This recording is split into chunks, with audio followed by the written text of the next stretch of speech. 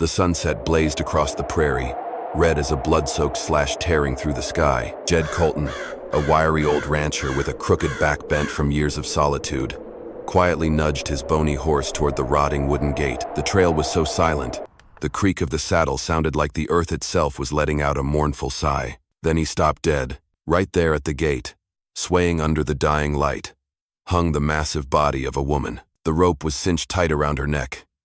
Her weight pulled her shoulders twice the width of his down with every gust of wind. Her rough, calloused hands hung limp, fingers still stained with dried blood. The sight hit Jed like a bullet to the chest. His heart pounded so hard, he thought it might burst. Carved deep into the wooden post were words slashed by a knife. "This is what happens to those who defy Cain's law." Jed shivered. Mayor Cain, the tyrant who ruled this land with fear and violence, had turned Jed's front gate into a gallows. It was not just a killing. It was a message. A public humiliation. Jed started to turn his horse around when the last ray of sunset brushed across the woman's pale face. Her eyelids twitched. A strangled breath slipped from her throat. She was alive. Without thinking, Jed jumped from the saddle and pulled his knife. One clean slash. The rope snapped. Her heavy body collapsed into his frail arms, as if the whole weight of the night had fallen into his chest. When her eyes finally opened, Jed felt a chill run through him. It was not the look of a helpless victim. It was the cold, steady gaze of someone who had stared death in the face and come back to tell the tale. And now, a word from the storyteller. I truly thank you for letting me share this moment with you tonight. Let us know where you are listening from. My deepest wish is that peace and happiness follow you wherever you are hearing this story. Jed Colton laid the heavy body down on the cracked, bone-dry ground. The giant woman's chest rose and fell in broken, ragged breaths persistent, like the distant beat of a war drum. His hand trembled as he gripped the knife tighter, wary, uncertain. Who was she? And why had Cain chosen to hang her right at his gate? Jed did not have time to figure it out. He dragged her inside and placed her on the old bed. The small room was dark, lit only by the flickering firelight from the stove. The dancing flames played across her muscular frame, making Jed feel even more uneasy. This was no ordinary woman. Her hands were tough as a blacksmith's, arms thick like tree trunks, and her chest heaved beneath a torn and tattered shirt. He sat down against the wall, his eyes fixed on the rope mark still etched deep into her neck. It had been a long time since a living soul had shared this house normally filled only with wind and the creak of old wood. But her presence did not bring comfort. He, a frail rancher, was now harboring a woman who looked like she could crush his bones with a single grip. Word spread faster than wildfire on the prairie. By morning, when Jed opened the door, a few figures were already lurking near the fence line. Some women whispered among themselves, while a few men stood with arms crossed, half curious, half scornful. Heard he brought that hanged monster into his house, a woman big as a cow, still alive after the noose. That's gotta be a bad omen. Jed Colton was always weak. Now he's sheltering the devil herself. The whispers cut like blades. Jed kept his head down and walked inside, pretending not to hear, but the shame simmered inside him. He had always been looked down on, too skinny to haul timber, too quiet for the saloon, too soft to carry a gun. Now, saving a giant monster had made him a bigger joke than ever. Still, over all the gossip and murmurs, Jed could not shake the memory of her eyes from the night before. They had not shone with fear, but with a fire.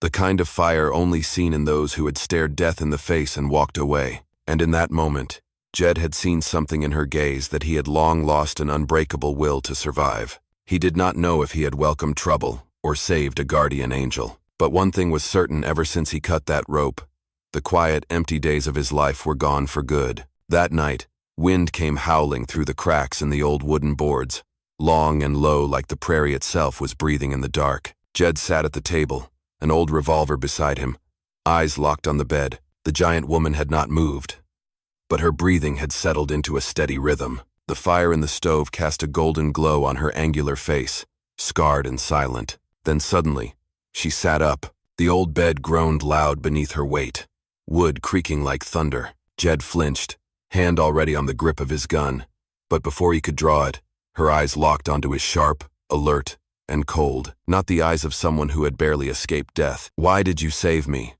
Her voice was hoarse but steady. Jed choked on his answer.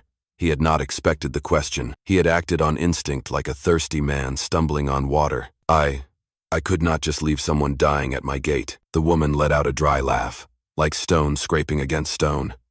Her broad hand rose to her neck, fingers brushing the deep purple bruises still etched into her skin. Kane wanted me dead, and he wanted this whole damn town to watch. You think you can hide me from him? The name sent a chill through Jed. Kane the mayor. The man who wore a white hat in church, but whose hands were soaked in the blood of the town. Jed bit his lip, silent. But the fear in his eyes betrayed him. The woman tilted her head slightly, studying him. I know what Kane is trying to bury. He killed the Apache up north in the valley, then sold guns to bounty hunters. I saw it with my own eyes. That's why he hanged me at your gate, so he could silence me and send a message to you and every other weak man in this place. Jed's throat tightened. He had heard whispers about Kane, ugly rumors and ghost stories, but this was the first time someone who had lived through it had spoken the truth out loud. The woman leaned back slightly. Her tangled hair spilled over her shoulder like a curtain of shadow. My name is Mara. The name hit the room like a blade carving into old wood. Simple, but sharp. Rough around the edges. Jed sat in silence. The house suddenly felt too small for this woman's presence. Inside him, a storm began to stir, a mixture of fear and something else. Something like fire.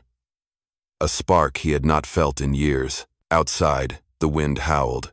Inside, the little room trembled with thick, uneasy silence. Jed realized, from the moment he cut that noose, he had not just saved a life.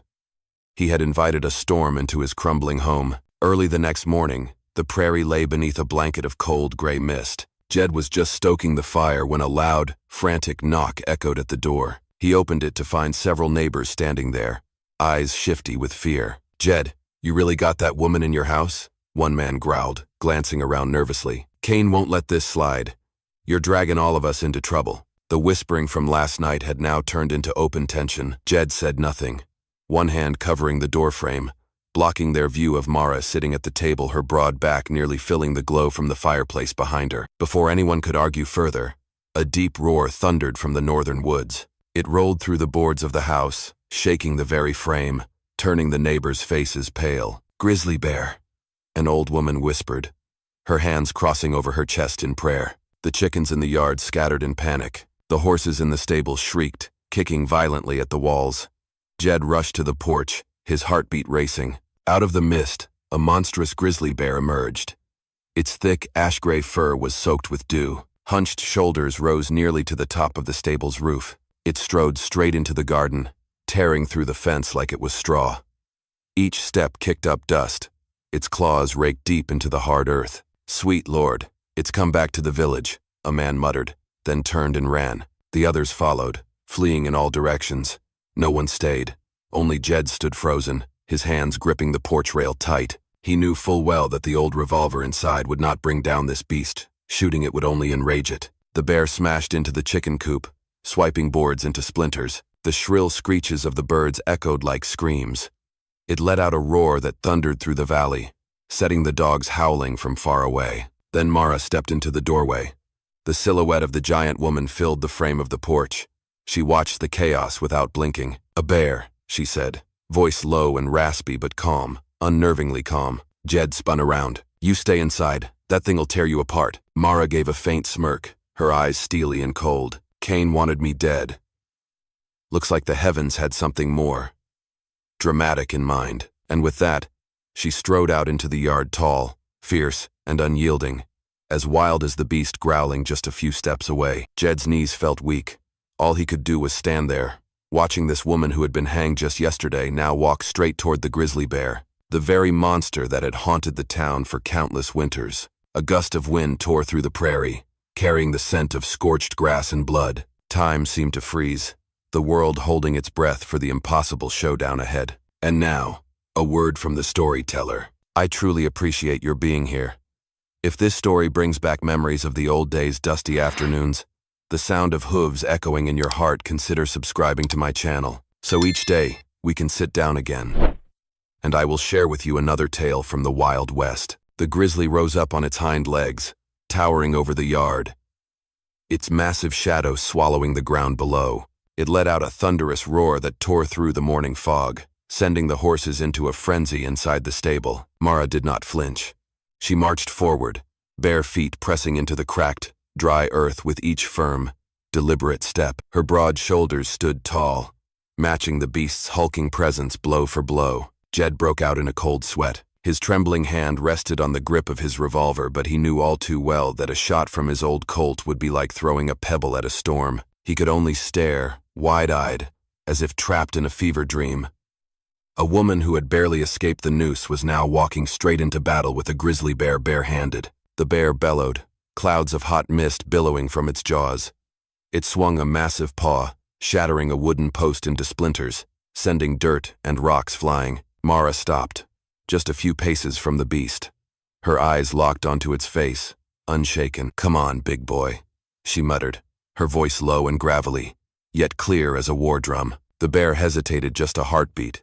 The voice had no panic, no rage, just calm. Mara slowly bent down, picked up a half-burned torch from the ground, and held it high. The fire flared, casting light into her cold steel eyes. The bear roared again and charged. The ground shook. Dust filled the air. Jed screamed from the porch, "Run!"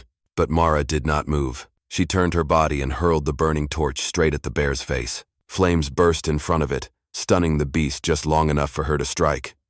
She lunged forward, a living oak in motion, no scream, no war cry, just raw, silent strength. Her powerful arm slammed into the bear's shoulder, using her entire body to drive it back. The impact echoed like thunder. The bear staggered, shoved toward the broken fence. It roared, clawed wildly, but step by step, Mara drove it backward. The yard fell silent. Only the bear's growls and the rasp of Mara's breath filled the air. From a distance, townsfolk had gathered, mouths agape, eyes wide in disbelief. At last, the grizzly crossed the broken fence, turned, and fled into the woods, leaving behind deep, monstrous tracks in the soil. Mara stood there, chest rising and falling, her arms streaked with blood from where the claws had grazed her. She turned, her eyes blazing not with triumph, but with the cool indifference of someone who had done nothing more than finish their morning chore. Jed stood frozen. His heart pounded like a war drum. In his eyes, the woman before him was no longer the hanged monster. She was a living force of nature, something no one could define, and nothing could stop. Rumors spread faster than wind. By the end of the day, everyone in town was talking about what they had seen with their own eyes. A giant woman, hanged just the day before, now standing face to face with a grizzly bear and forcing it to flee. In the market, folks whispered, "I saw it myself. She was as big as the bear and made it run. Mean as hell. Not one of us men even dared to fire a shot. Jed Colton's so weak. Now he's hiding behind a monster in a dress." Every word felt like a dull blade slowly twisting in Jed's ears. He had never been respected, too skinny to work the land, too quiet to join the saloon crowd. Now, whatever shred of pride he had left was torn to pieces. They laughed, saying he was hiding behind a woman's skirt. By sundown, Jed sat on the porch, an old whiskey bottle half empty by his side. Eyes fixed on the fence he had hastily patched after the bear's rampage. He had not gone to the market all day, could not look anyone in the eye. A strange kind of shame was boiling inside him, the shame of a man deemed worthless by the world around him. Inside, Mara stepped out quietly. The fading sunlight wrapped around her towering frame, her scarred muscles still streaked with scratches. She looked at Jed for a long moment, then sat down beside him. The porch creaked under her weight. "I heard what they said," she murmured, voice low and rough. Jed did not turn. He let out a bitter smile. "They're not wrong. I'm nothing. Just a small man. And you took on a grizzly." Mara's hand moved to the rope mark still visible on her neck. Her gaze drifted far beyond the horizon. "You think this strength is a gift?" she said, voice steady but raw. "My whole life, men looked at me like a threat. Women like a freak. They did not hang me because I broke the law. They hanged me so the town could laugh at this body and forget the truth I carry." Her voice caught, but did not falter. Jed turned toward her for the first time. Seeing beneath the unshakable shell was a loneliness so bare it ached. "I thought I was the only one folks looked down on," Jed said softly, his hand tightening on the armrest. "Turns out, you know that feeling too." A hush fell over them, broken only by the wind whistling through the broken fence. And in that silence, a quiet truth settled between them, both cast aside by the world, but together, That rejection had become something else. Something strong. Mara looked up. Her eyes gleamed. Cain fears the truth I carry. The townsfolk fear the body I wear. But you, Jed, you were the only one who cut that rope. So stop calling yourself weak. Jed looked at her, and in that moment, deep in his chest, he felt something stir, something he had not felt in years, a flame, just beginning to burn again. That evening, dark clouds rolled in thick and heavy.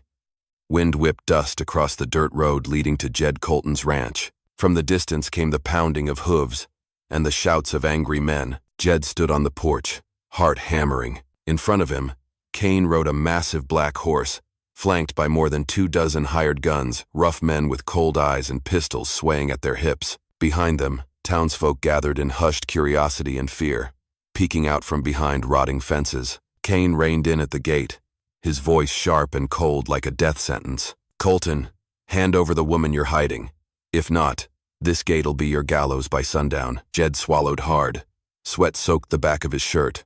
For a moment, he nearly collapsed from fear. Then Mara stepped out beside him. The giant woman stood tall and unyielding, the noose bruises still visible around her neck. Her eyes were like sharpened steel. In her hand, the very rope they once used to hang her. She placed it into Jed's hand and whispered, "You cut it once. Now we live together, or die together." In that moment, something broke loose inside Jed. He turned and stared straight at Cain, voice hoarse, but firm. "She's not going anywhere. If you want blood, Cain, then step over my dead body." A murmur rose from the crowd. Cain narrowed his eyes, then gave a sharp nod. Gunfire erupted loud and sudden. Smoke exploded into the air. Hooves thundered over the dirt. Jed dove from the porch, his Colt roaring to life.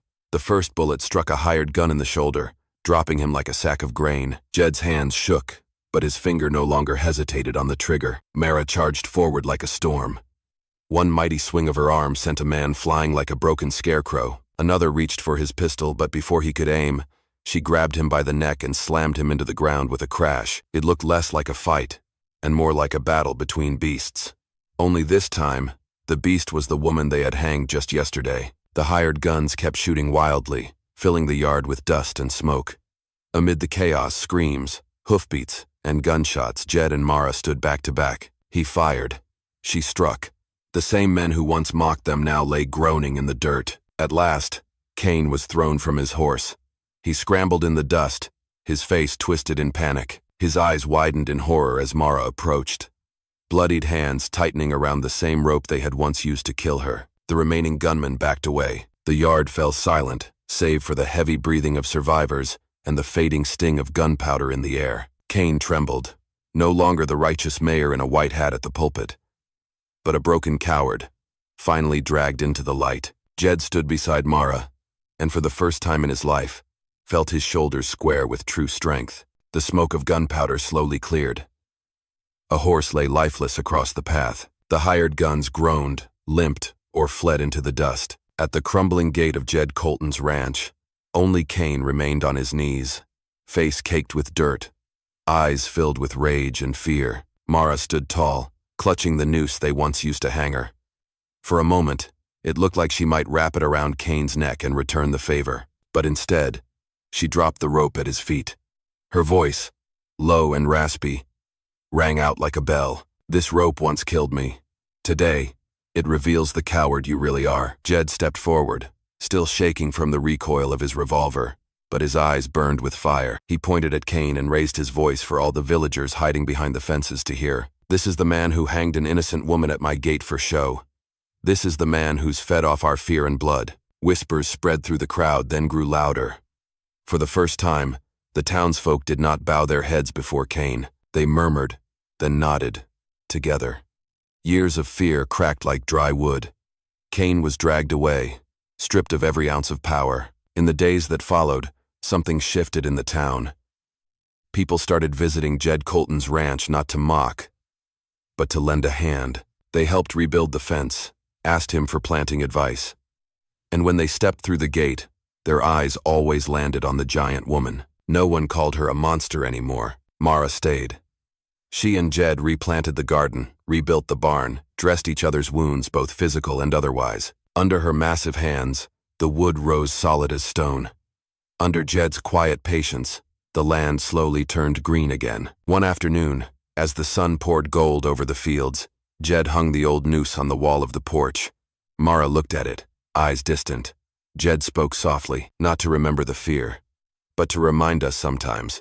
What they use to shame us becomes the proof we survived. Mara placed her broad hand on his shoulder, and in her eyes, for the first time, there was more than just steel, there was warmth. A rare warmth both of them had spent their whole lives searching for. The prairie wind whistled through the freshly built fence, carrying the scent of new grass and the faint echo of hoofbeats. That little ranch was no longer a place of death, but a place where two outcasts had found each other and stood tall against beasts, bullets, and human cruelty. Because real strength is not in muscle or gunpowder. It lives in two souls, rejected by the world, who choose to stand together. And now, a word from the storyteller. Brothers and sisters, out here in the West, we used to think strength came from muscles, from a gun in your hand, or a name folks feared in the saloon.